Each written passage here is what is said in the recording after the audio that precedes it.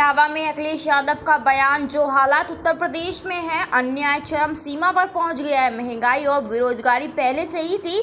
जो मौका उत्तर प्रदेश की जनता ने भाजपा को दोबारा दिया है।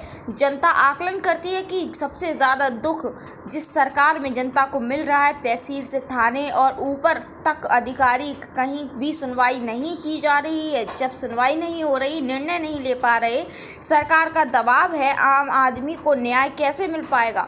जब अधिकारी भाजपा कार्यकर्ता के दबाव से काम करेंगे तो गरीब आदमी को न्याय नहीं मिल पाएगा, जिसका जीतना जगत उदाहरण देवरिया की घटना है। 6 लोगों की जान चली गई, लेकिन अगर कोई भी दोषी है तो सरकार स्वयं दोषी है और भाजपा सरकार उसमें राजनीति कर रही है। लेकिन राजनीति नहीं करनी चाहिए। अन्याय इतना ना करें कि लोग सह ना पाएं और लोग खड़े हो जाएं। सरकार के दबाव में अपराध हो रहा है। सुनने में आ रहा है कि भाजपा के लोग इससे राजनीति लाभ लेना चाहते हैं, इसमें राजनीति लाभ लेने और इससे अपराध बढ़ेगा। ईडी के सवाल पर कहा कि जो सरकार में रहता है वह इन संसाधनों का इस्तेमाल करता है, पहले ही हुई होगी, लेकिन अब भाजपा की सरकार है। भाजपा सरकार ने सभी सीमाएं लांघ दी हैं। जो अपने वोट बैंक और लोगों को अपमानित करने के लिए ईडी, एसबीआई, इनकम टैक्स का सहारा ले रही है। अगर भाजपा जीरो टॉलरेंस की बात कर रही है तो सबसे पहले अपने नेताओं की संपत्ति की जांच कराएं कि किसकी संपत्ति बढ़ी है। अगर उनकी संपत्ति बढ़ी है तो वे कार्रवाई उनके ऊपर भी करें जो विपक्षियों के ऊपर कर रहे हैं। आज भाजपा बड़े बड़े भूमाफियाओं को पैदा कर रही है। लखनऊ, कानपुर, गोरखपुर समेत कई जिलों में भाजपा के लोग कागजों से खिलवाड़ किया जा रहा है, भाजपा के लोग कर रहे हैं। कानपुर की घटना के आरोपी को भाजपा के लोग बचा रहे हैं। कानपुर देहात में हुई घटना को और सरकार को ने जांच कराना चाहिए। जो लोग इस घटना के शिकार हो रहे हैं वो अधिकारियों को कितनी शिकायत दे चुके हैं। यह सरकार गरीब किसानों को नहीं, बड़े बड़े उद्योगपतियों की है कि कैसे उद्योगपतियों को लाभ मिल सके। 2-2 हज़ार के नोट्स जमा कराने की तारीख को भाजपा के लोग बढ़ा दी। कहीं लोगों के पूरे रुपए अभी जमा ना हुए हों। मध्य प्रदेश के चुनाव पर कहा कि सपा भाजपा को हराना चाहती है। समाजवादी पार्टी से कांग्रेस पार्टी सहयोग ले और भाजपा को हराए। इटावा से स्टेट हेड विनीत कुमार की रिपोर्ट। नीचे रखो सब लोग आईडी नीचे। मैं अपने पत्रकार साथियों का धन्यवाद देता हूं कि आज आपसे बात करने का मौका मिल रहा है।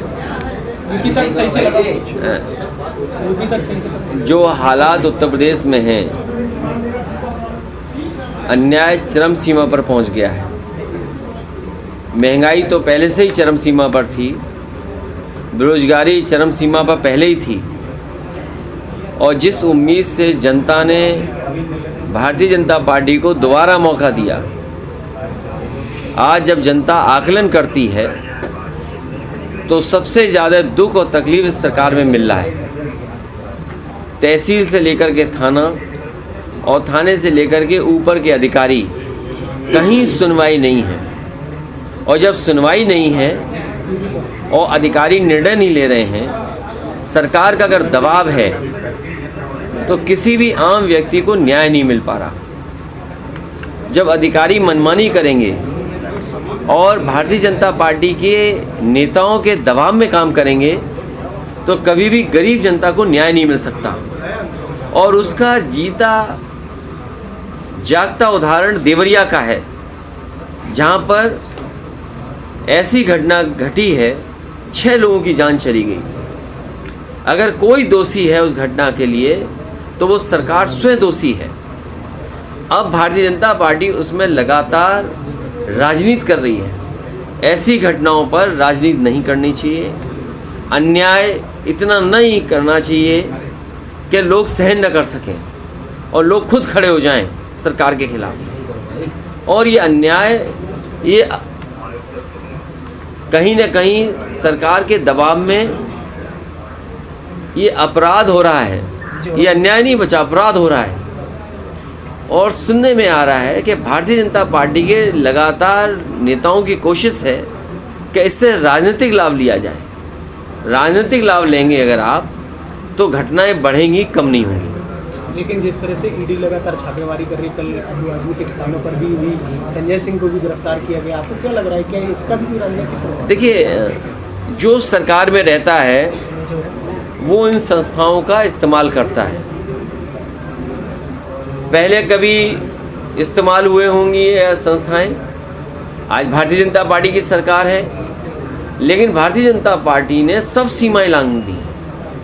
वो केवल अपने वोट के लिए, दूसरे लोगों को अपमानित करने के लिए ईडी, सीबीआई, इनकम टैक्स का सहारा ले रहे हैं। हमारी तो मांग ये होगी कि भारतीय जनता पार्टी अगर ज़ीरो टॉलरेंस रखती है करप्शन के लिए, तो अपने नेताओं के, अपने विधायक, अपने लोगों का आकलन करें कि किन किन की संपत्ति बढ़ गई है, और जिन जिन की संपत्ति लगे कि ज़्यादा बढ़ गई है तो उनके खिलाफ भी वही कार्रवाई होनी चाहिए जो विपक्ष के खिलाफ कार्रवाई कर रहे हैं। और मैंने कई मौक़ों पर कहा कि आज ज़मीनों का काम सबसे ज़्यादा कोई कर रहा है तो भारतीय जनता पार्टी के लोग कर रहे हैं।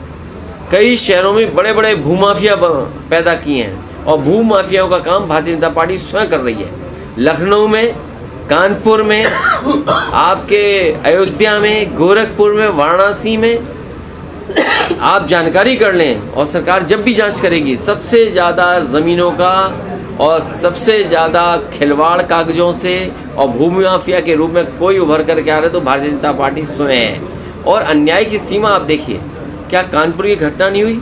एक किसान की ज़मीन लिखवा ली, 6 करोड़ का चेक दे दिया, बाद में उस गरीब आदमी से चेक वापस दिया, चेक फाड़ दिया, उसे आत्महत्या करनी पड़ी। उसे कौन बचा रहा है? भारतीय जनता पार्टी के नेता बचा रहे हैं। इसी तरह कानपुर में एक व्यापारी को इतना मारा सिख भाई को कि उसकी आँख चली गई। कौन था वो? भारतीय जनता पार्टी का कार्यकर्ता था। इसी तरह और जगह अगर आप देखोगे सबसे ज़्यादा अन्याय इनकी सरकार में हो रहा है। आज ही खबर पड़ी है कि कानपुर देहात में भी और कानपुर में 2 पक्ष में झगड़ा हुआ, 2 लोगों की जान चली गई केवल ज़मीन के विवाद में। सरकार को ये देखना चाहिए कि जो जहाँ पर ज़मीन को लेकर के विवाद हो रहा है या विवाद से जान जा रही है, आखिरकार वो अधिकारियों को कितनी एप्लीकेशन दे चुके हैं। सर, उद्योगपति मालूम हो रहा है, कहीं कहीं किसान परेशान है, किसान आत्महत्या कर रहा है, कैसे देखते हो सर? देखिए, धान की फसल तैयार है और अभी तक धान की खरीद का इंतज़ाम नहीं किया सरकार ने। गेहूं तो प्राइवेट कंपनियों से खरीदवा लिया और धान की कोई भी तैयारी सरकार ने नहीं की। हफ्ते 2 हफ्ते में धान कटने लगेगा। सरकार कहाँ से खरीदेगी, ये कोई सरकार का इंतज़ाम नहीं। इसीलिए सरकार किसानों की नहीं है, गरीब की नहीं है, गांव में रहने वालों की सरकार ये नहीं है। ये सरकार है बड़े बड़े लोगों की, उद्योगपतियों की। उद्योगपतियों को कैसे लाभ मिले, उद्योगपतियों को बैंकों का पैसा कैसे मिले, उद्योगपतियों को सब्सिडी का लाभ कैसे मिले, और ये 2-2 हज़ार रुपये जो जमा हुए हैं इसका लाभ उद्योगपतियों को कैसे मिले, उस दिशा में काम कर रही है। सुना है आज आखिरी तारीख है, कल आखिरी तारीख थी। कहीं ऐसा ना हो कि बीजेपी फिर बढ़ा दे समय 1 हफ्ता, क्योंकि हो सकता है उनके जानने वालों के पैसे अभी 2000 पूरे जमा ना हुए हो। तो जिस तरह से मध्य प्रदेश में चुनाव है, क्या समाजवादी पार्टी कांग्रेस के साथ चुनाव लड़ेगी? देखिए, समाजवादी पार्टी बीजेपी को हराना चाहती है और समाजवादी पार्टी से कांग्रेस सहयोग ले और बीजेपी को हराए, उस दिशा में समाजवादी पार्टी काम कर रही है। भैया, जिस तरीके से बीजेपी और कांग्रेस में पोस्टर वॉर चल रहा है, बीजेपी ने नए युग का रावण बताया राहुल गांधी को, तो वहीं कांग्रेस कह रही है कि मोदी ये तुगले आजम। देखिए, ये विवादों में नहीं पड़ना चाहिए। सही मायने में किसान का भला हो, गरीब को सुविधा मिले, और जो स्वास्थ्य सेवाएं ठप हो गई हैं कम से कम स्वास्थ्य सेवाएं बेहतर हों। आज गरीब को किसी अस्पताल में इलाज नहीं मिल रहा। गरीब कहीं पहुंच जाएगा, किसी अस्पताल में इलाज उसको नहीं मिल रहा। भैया जी, 2024 में जैसे कि मैनपुरी लोकसभा चुनाव, उसके बाद घोषी लगातार जीतने के बाद क्या लोकसभा मैनपुरी 2024 में समाजवादी पार्टी बड़ी बढ़त कैसे देखते हो? समाजवादी पार्टी की कोशिश होगी